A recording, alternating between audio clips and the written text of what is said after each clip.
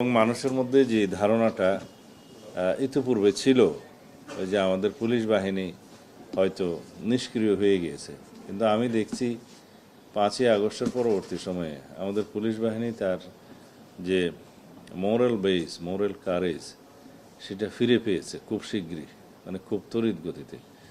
নির্বাচিত সরকার আসার পরে তারা এত বেশি সক্রিয় হয়েছে, দায়িত্ব পালন করছে এবং নিজের জীবনের ঝুঁকি নিয়ে তারা দায়িত্ব পালন করছে, সেটা লক্ষণীয়।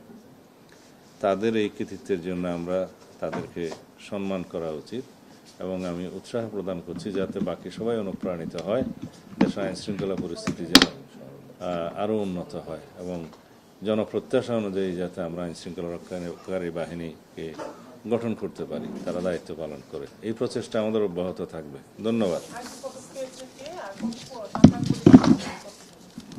আইজি পদক পেয়েছে কি? কামরুজ্জামান না, ট্রাফিক কনস্টেবল মোহাম্মদ কামরুজ্জামান। তাকে সনদ দেওয়া হয়েছে না? সনদ তো প্রত্যেককে দেওয়া হয়েছে। আর্থিকভাবে তাকে পুরস্কৃত করেছে কত টাকা? 20,000 টাকা।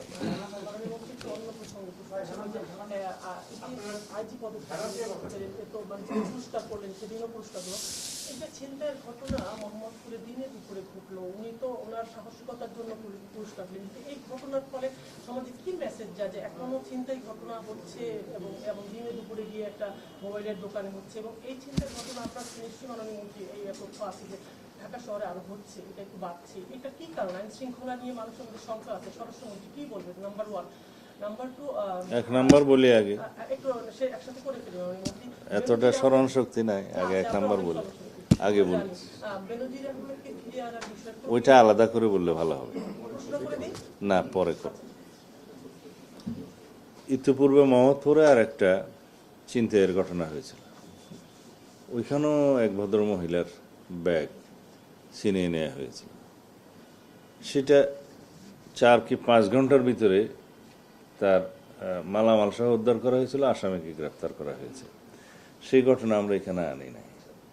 এরকম প্রতিনিয়তই আপনারাই মিডিয়ার মাধ্যমে এগুলো প্রচার করেছেন, এইভাবে সর্বত্র করা হচ্ছে। কিন্তু ওভারনাইট মোহাম্মদপুরের মতো একটা এলাকা যেখানে বহু বছর যাবৎ একটা, আমি বলবো যে অপরাধীদের অভয়ারণ্য হয়েছে, সেটা ওভারনাইট নির্মূল করা সম্ভব হচ্ছে না। তবে আমরা কিছু পরিকল্পনা নিয়েছি, সেটা এখানে আমরা এখন বলতে চাই না, ফাঁস করতে চাই না। যে মোহাম্মদপুরকেও আমরা নিয়ন্ত্রণে নিয়ে আসবো ইনশাআল্লাহ, সেখানে অপরাধীদেরকে নির্মূল করা হবে পর্যায়ক্রমে। এটা পরিকল্পনার বিষয়, আমরা সেভাবে আগাবো। তবে এই বিষয়গুলো আমরা অ্যাড্রেস করছি, যেটাই আমাদের নজরে আসছে, যেটাই থানার মধ্যে রিপোর্ট করা হবে বা মামলা করা হবে বা গণমাধ্যমের মাধ্যমে, সোশ্যাল মিডিয়ার মাধ্যমে যেটা আমাদের নজরে আসবে, সেগুলো আমরা তাৎক্ষণিকভাবে আমরা অ্যাড্রেস করব। তো এইভাবে আমরা করে যাচ্ছি ইনশাআল্লাহ। এই পর্যন্ত বিগত 3 মাস 3.5 মাসে বাংলাদেশ পুলিশের যে অ্যাক্টিভিটিস, এখানে আমাদের আনন্দিত হওয়ার অনেক বিষয় আছে।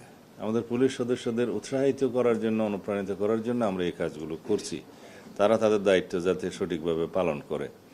তবে 2-1টা ঘটনা যদি তাৎক্ষণিকভাবে অ্যাড্রেস নাও করা যায়, সেটা আমাদের তদন্তের মধ্যে থাকবে এবং সেটা যথাসময়ে সেটা অ্যাড্রেস করা হবে।